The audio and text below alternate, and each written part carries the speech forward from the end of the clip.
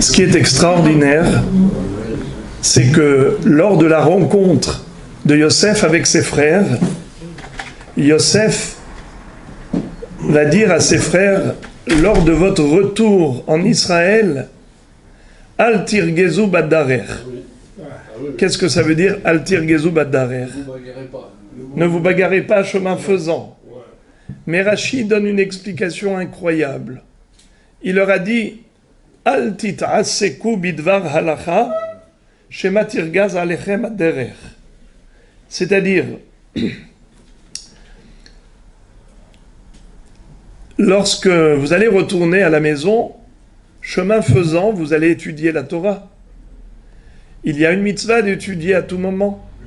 Même ublertecha baderer. Vedibartabam beshivtecha bevetecha ublertecha baderer. Mais n'étudiez pas trop en profondeur, car vous risquez de perdre la trajectoire, de vous perdre chemin faisant, et ensuite vous n'allez pas arriver à destination. Vous allez devoir marcher beaucoup jusqu'à ce que vous allez retrouver le droit chemin. Il n'y avait pas de Waze à l'époque, il n'y avait pas de GPS. Alors, si quelqu'un se perdait en route, il devait marcher encore longtemps, galoper beaucoup. C'est la raison pour laquelle il leur a dit « Je vous recommande de vous concentrer dans votre route, votre chemin, votre trajet, pour ne pas vous tromper de route. » Alors, les amis, pour se tromper de route, c'est que l'étude doit être vraiment profonde, approfondie. Car si c'est juste une discussion légère, superficielle, on ne va pas perdre de vue la trajectoire. Si Yosef leur dit « Al tit'aseku bidvar halacha, al tirgezu badarer » de peur que vous perdiez en route, c'est que Yosef connaissait ses frères. Et il savait comment ils étudiaient. Que lorsque il plongeait dans l'étude de la Torah, plus rien n'existait. Et donc, très facilement, il pouvait se perdre en chemin. C'est extraordinaire, car à ce moment-là, ils étaient au summum de l'émotion. Ils venaient de retrouver Yosef qu'ils avaient perdu depuis 22 ans, sachant quelle serait la réaction de leur père Yaakov, combien ils appréhendaient. Ils avaient même peur qu'il fasse un infarctus. Ils ont dû le préparer psychologiquement. Et malgré toute cette émotion de retrouvailles familiales, ça ne les a pas perturbés de l'étude. Yosef savait qu'il pouvait encore étudier avec tellement d'intensité jusqu'à se perdre en chemin. Et il leur dit, Bevekasha, Al tirgezu badarer, Al tit'aseku bidvar halacha. C'est dire combien l'étude de la Torah était importante aux yeux de nos ancêtres, nos patriarches. La preuve, c'est que Yaakov, quand est-ce qu'il a retrouvé un apaisement? Quand Yosef lui a rappelé le dernier sujet qu'ils ont étudié ensemble. Comme il est écrit, Vayar et ha'agalot asher shalach Yosef laset oto, vatehi ruach Yaakov avihem. Qu'est-ce que ça veut dire?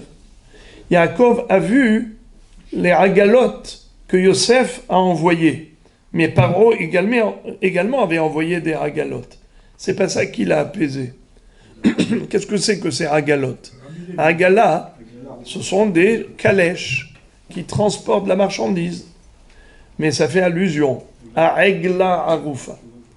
Quel était le dernier sujet étudié entre Yaakov Hatzadik, entre Yaakov Avinu et Yosef Hatzadik?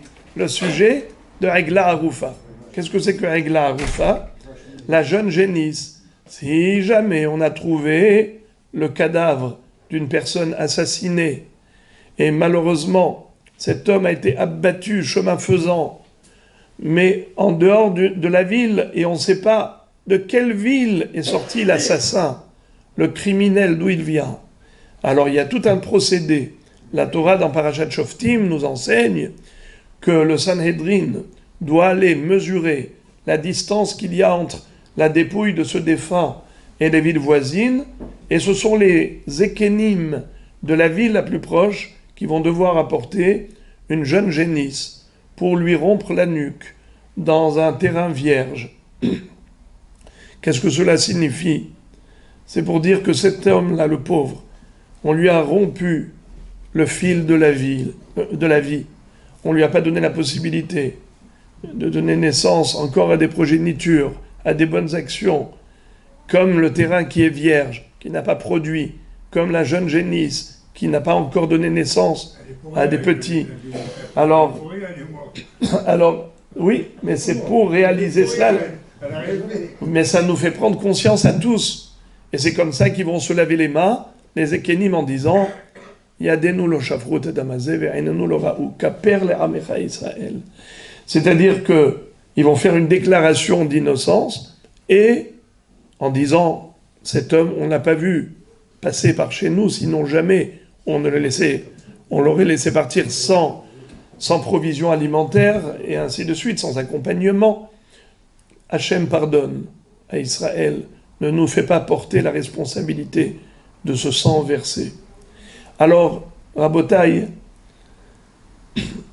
c'était le dernier sujet. Et Yosef Hatzadik a dit à ses frères, rappelez à papa, dites-lui que je m'en souviens encore, quand il a vu ça. D'ailleurs, et à Agalot, à Aiglot, à Aigla. Il dit, mon fils se rappelle encore de l'étude de la Torah, ce qu'on a partagé ensemble. Alors, là, je suis apaisé. Là, vraiment, il a revécu. Il a retrouvé le goût à la vie. Son fils est dans la Torah. Quel a été le premier souci de Yaakov? Quand Yosef l'a invité à descendre en Égypte, qu'est-ce qu'il va faire? Il va envoyer son fils Yehuda pour installer une yeshiva en Eretz Goshen. Ve'et Yehuda shalach lefanav lehorot Goshna.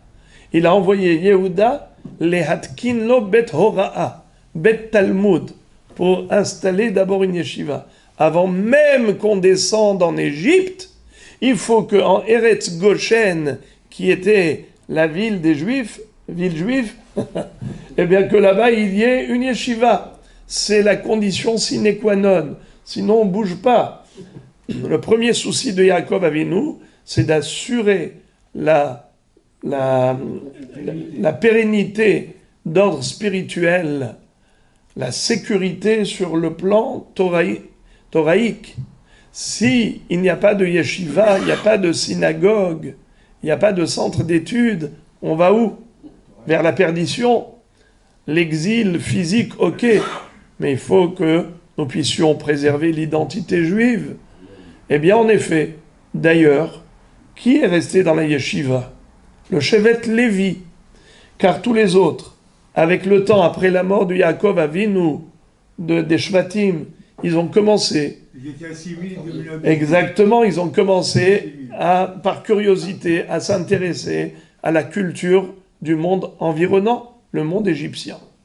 C'est pas resté sans impact. Malheureusement, ça les a assimilés, ça les a entachés, et ils ont même adhéré à l'idolâtrie.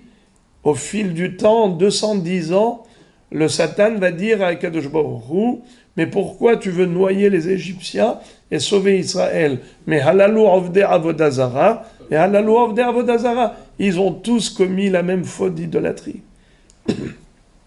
Le Shevet Lévi est toujours resté fidèle à Dieu, car il n'a pas quitté la yeshiva qui avait été fondée par Yaakov Avinu, qui, en préambule de sa descente en Égypte, il a déjà envoyé Yehuda pour ouvrir le centre d'études de Torah, pour vous montrer à quel point la Torah était importante aux yeux de nos tzadikim. L'histoire est triste, mais elle nous permet de comprendre à quel point la Torah était hashuva. Vous savez qu'il y avait un chef d'état-major de David Amelech qui s'appelait Yoav ben Tserouya. Shaoul Amelech, lui aussi, il avait un chef d'état-major, il s'appelait Avner ben Ner. Et entre eux, il y avait une certaine concurrence. Et à un moment donné, le frère de Yoav ben Tserouya, qui s'appelait Asaël, car vous le savez, qu'il y avait 3 frères, Yoav ben Tserouya, Avishai ben Tserouya et Asaël, leur frère. Tserouya, c'est qui? C'est la sœur de David Amelech. Donc, ceux-là, c'était ses neveux. Yoav ben Tserouya et Avishai ben Tserouya vont devenir des chefs d'état-major de David. Mais comme il y avait eu le schisme, Nachon, David Amelech, Shaoul Amelech, eh bien,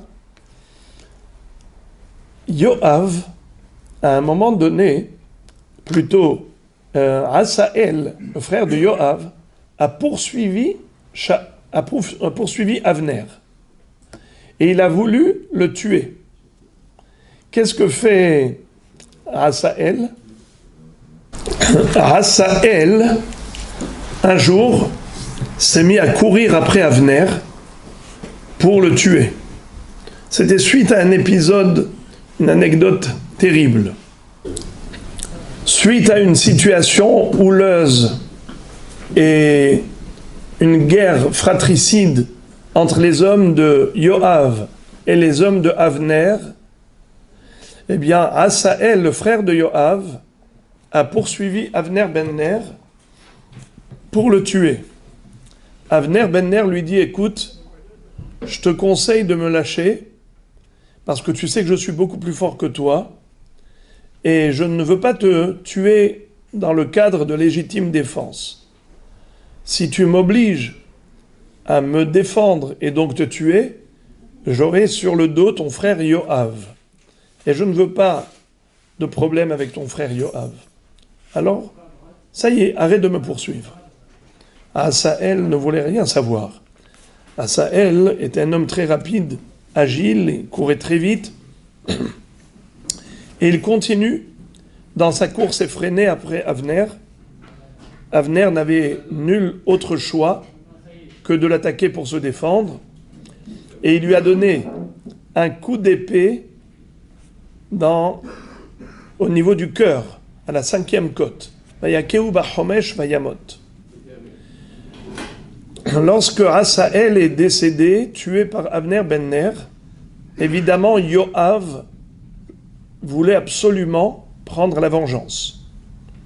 Il s'est considéré Goël Adam. Goël Adam, c'est pour un Rotzer Beshogeg. Là, il a voulu absolument se venger. Mais il savait que Avner ben Ner était très fort et qu'il ne pouvait pas. S'il venait frontalement l'attaquer, eh bien, c'était peine perdue.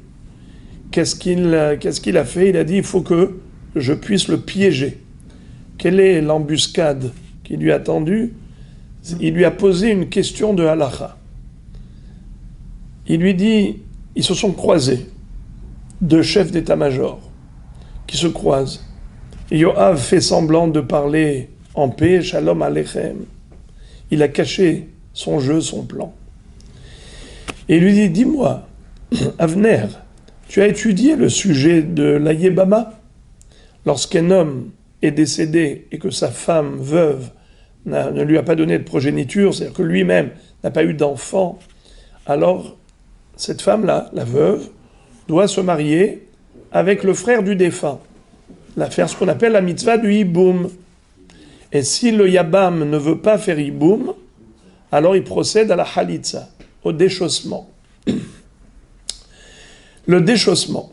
Regardez la question maligne que pose Yoav ben Tserouya à Avner.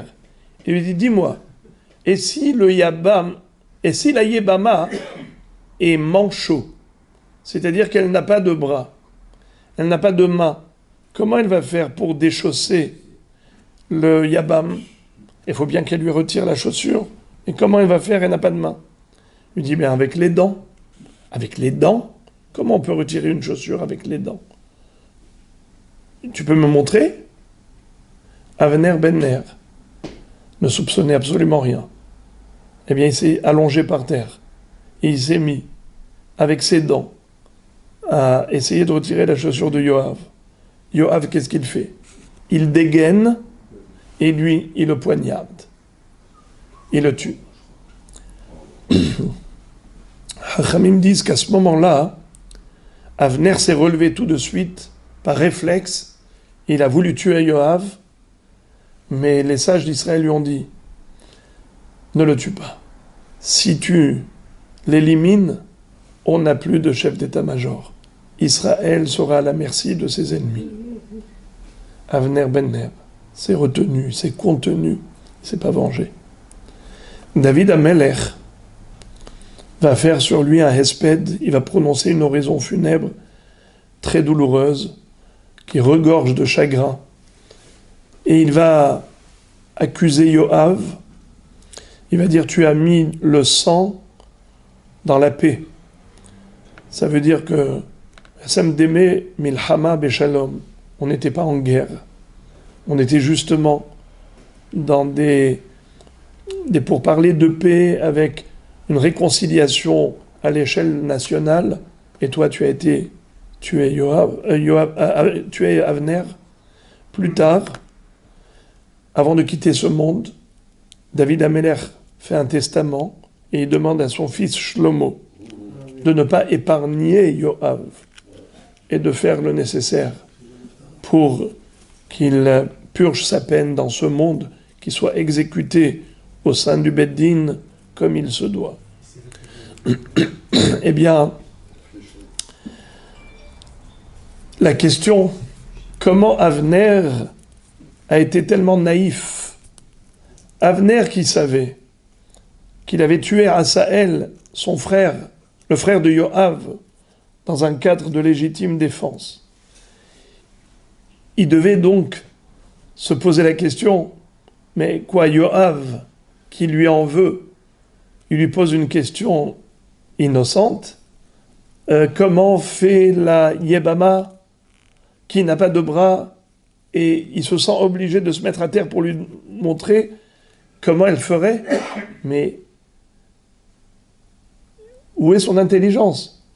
Il n'a pas pensé, Avner, que Yoav se servait de ce subterfuge, de cette astuce, pour lui tendre un piège.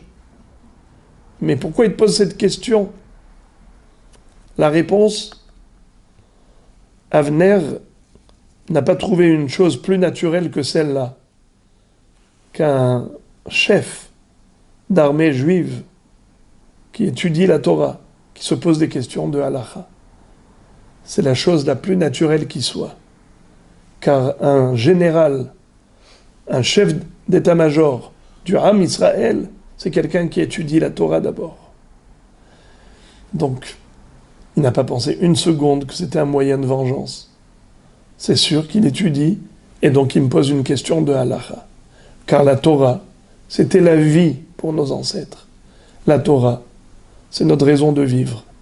On vit par elle, on vit pour elle. Je terminerai avec ce que dit le Midrash, que ceux qui n'étudient pas la Torah, eh bien, plus ils prennent de l'âge, et plus ils perdent la raison. Et ceux qui étudient la Torah, plus ils étudient, plus ils prennent de l'âge, et plus, au contraire, leur intelligence se développe et s'installe. Où on voit ça? Où on voit ça? Eh bien, là encore, il est dit à propos de Yaakov Avinu. Son fils Yosef lui a envoyé du vin. Lui a envoyé du vieux vin. Je vous lis le pasuk. Ou les aviv shalach kezot asara hamorim nos imituv mitzraim. Yosef a envoyé à son père une dizaine d'ânes qui transportaient toutes sortes de provisions de la richesse d'Égypte. Mais Eser atonot et 10 ânes, nos otbar valachem ou mazon, les aviv la darer, qui transportaient également toutes sortes de provisions alimentaires pour le voyage. Et Rashi explique, Mituv Mitzraim, il lui a envoyé des bonnes choses d'Égypte. C'est quoi? Au nom de la Gemara Megillah, Shalach lo Yayin Yashan, lui a envoyé du vieux vin, chez Da'at Zekenim Nocha Emenu, qui est très apprécié par les personnes âgées. Le bon vin. Un grand cru du vieux vin. Alors, pourquoi les personnes âgées aiment le vieux vin? Le vin, différemment de tous les autres éléments, il ne se dégrade pas avec le temps. Il n'y a pas l'érosion du temps. Au contraire, le vin se bonifie avec le temps. La Torah a été comparée au vin. Ceux qui étudient la Torah, ils boivent de ce vin, et plus ils étudient, plus ils vieillissent avec la Torah, et da'atam shel talmidei chachamim mityashevet alehem. Je vous lis, c'est une Mishnah dans Masechet Kinim. Zikne talmidei chachamim, kol ma shemazkinim da'atam mityashevet alehem. Et au contraire, Zikne amei haaretz, kol ma shemazkinim da'atam mitarefet alehem. Et ceux qui n'étudient pas la Torah, plus ils vieillissent et plus ils deviennent enfantins. Ils perdent la raison, c'est-à-dire il n'y a plus d'intelligence. Pourquoi? Parce qu'il y a l'homme à l'état sauvage, l'état naturel, et il y a l'homme qui s'investit dans la progression, dans l'évolution, dans l'ascension d'ordre spirituel. Écoutez ce que dit le Midrash, c'est le mot de la fin. Havel havalim amar Kohelet. Havel havalim akol havel. Vanité de vanité, dit Kohelet. Vanité de vanité, tout est vanité. Combien de fois le mot vanité ressort ici? Havel havalim, akol havel. Ça fait 5 fois. Mais 3 fois il est au singulier et 2 fois au pluriel. Si 2 fois au pluriel, ça fait combien? Le minimum du pluriel, ça fait 2. Alors 2 fois au pluriel, ça fait combien? 4. 4 et 3, ça fait 7. À quoi correspondent ces 7 havalim, les 7 vanités? Eh bien, ça correspond aux 7 décennies de la vie humaine. D'abord, Ben Shana, Domé le Melech. L'enfant, lorsqu'il naît pendant la première année, c'est un roi. Ce bébé, tout le monde le prend. Hakol mehabkim umenashkim oto. Il est dans son landau, tout le monde le prend, l'embrasse, l'enlace. Ben shtaim veshalosh domé le hazir. Chez Pochet Yadav bebivim. L'âge de 2 ans, 3 ans, alors à ce moment-là, comme un porc, il met sa main dans tout ce qui est sale. Toutes les saletés, il patauge. Si vous le laissez, il va se jeter dans la boue. Il va mettre les mains dans des choses dégoûtantes. Et toujours en train de lui laver les mains. Et... Ben Esser Kofetz Kigdi. À l'âge de 10 ans, il saute comme un agneau. Comme un capricorne. Comme un cabri. Alors, celui-là, ce petit enfant, à l'âge de 10 ans, il est Kigdi. À l'âge de 20 ans, il s'enorgueillit comme un cheval. Le cheval est très fier. Quand il galope avec une force extraordinaire. Alors, à l'âge de 20 ans, il chevauche comme un cheval. Il galope comme un cheval. Il est orgueilleux. À l'âge de 30 ans, il est marié. À ce moment-là, il ressemble à un âne qui transporte très lourd le fardeau. Et il porte sur lui maintenant, désormais, le poids de la vie sur ses épaules, la responsabilité de la parnassa. Après, Olid Banim, quand il a des enfants, il est comme un chien qui va courir après ses maisonnotes. Le chien avec toujours la langue dehors, qu'est-ce qu'on peut manger? À l'âge de 40 ans, c'est la course, mais comme un chien, c'est-à-dire il n'a peur de rien. Il est prêt à tout pour la parnassa, ne serait-ce que pour amener du pain à la maison. Alors, il a de l'audace. Après, quand il vieillit, il ressemble à un singe, c'est-à-dire qu'à ce moment-là, et le singe, qu'est-ce qu'il fait? Il fait que répéter ce que les autres font, n'est-ce pas? Il est très imitateur, Alors là, ça y est, maintenant, il recommence la même chose qu'il a fait toute sa vie, continue, belote et rebelote. Mais, il dit tout ça, kolze, nous dit le Midrash, kolze berame haaretz. Tout ça, c'est les gens qui ne sont pas dans la Torah. Aval bibne torakti ve'amelech David zaken, aval pishu zaken melech. Celui qui pratique la Torah et les mitzvot, eh bien même quand il vieillit, ça reste un melech, un roi, un comportement royal. Pourquoi ? Parce que tout est réfléchi, tout est calculé, tout est fait pas juste par habitude. On sait qu'il faut réfléchir. Qu'est-ce que je dois faire ? Qu'est-ce que Dieu attend de moi ? Il m'a créé, il m'a envoyé dans ce monde. Un jour, je devrais rendre des comptes. Qu'est-ce qu'il attend de moi, Dieu ? Alors, il faut que j'essaye de faire le maximum de bien. Le maximum de bien. Alors, ça, c'est Da'atam shel Talmidei Chachamim. Kama shemazkinim, Da'atam ityashevet alehem. Ils sont posés, encore plus posés, encore plus posés, encore plus réfléchis. Et tout ce qu'ils font, c'est constructif. Alors que le Hamaharetz, à un moment donné, il n'agit plus que comme un singe, Aouda et Aouda. Voilà, Moray Verabotaï, combien nos ancêtres ont compris que la Torah est essentielle. Et le Shevet Lévi, qui n'a pas quitté le Beth Midrash, c'est la seule tribu qui a échappé aux corvées en Égypte. Il y avait la Avoda Kasha, la galère des corvées, des travaux forcés. Mais le Shevet Lévi n'a jamais été contraint à travailler. Pourquoi ? Parce qu'il est resté au Beth Midrash. Les autres, comme ils vadrouillaient, comme ils circulaient, comme ils étaient déjà parmi les goïms, ce sont eux qui ont été assujettis au travail. D'abord, on leur a donné un appât en disant on va vous payer très cher pour le travail. Et c'est comme ça que on a réussi à les séduire. Les Juifs, quand on leur a dit que pour chaque brique, ils allaient gagner une brique, eh bien, ils se sont mis à s'investir. Allez, on construit. Et les responsables, les policiers égyptiens étaient là pour noter, pour comptabiliser, chiffrer le nombre de pierres qu'ils avaient construites. Et après, à la fin du mois, où est le salaire ? Vous pouvez aller dormir. Au début, c'était Beferach et après Befarer. Vayavidou et Béné Israël, Befarer. C'est quoi Parer ? Parer, c'est Avoda Kasha, des corvées. Mais Parer à l'envers, c'est Perach. Perach, la bouche tendre, la langue séduisante. Venez, on va vous payer.